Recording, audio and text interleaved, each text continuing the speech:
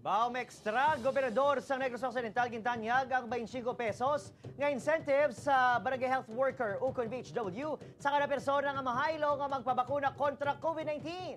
Bakunahan sa Bacolod City nagapadayon na pisar sang mahinay na nga turnout. Yaring balita nga aton gintutukan.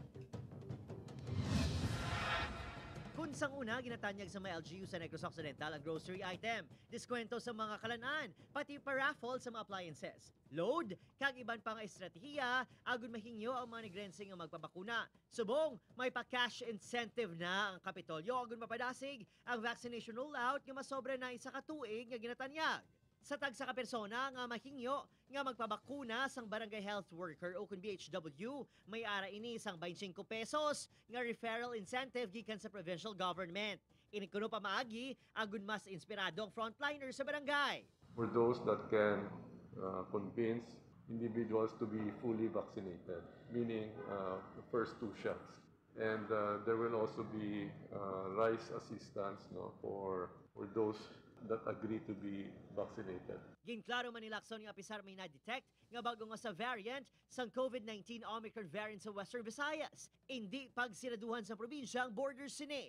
As far as borders, no, we're not closing our borders. No.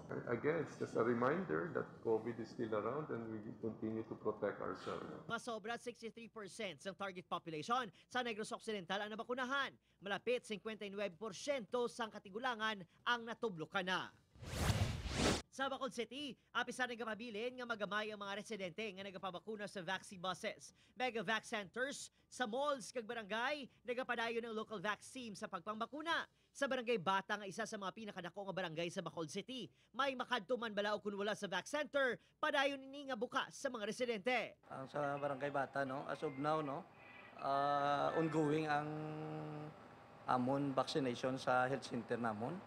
Kung sino da ang kakinanglan mapabaksin o kung pa-booster kadto lang anytime kay bukas ang aton health center.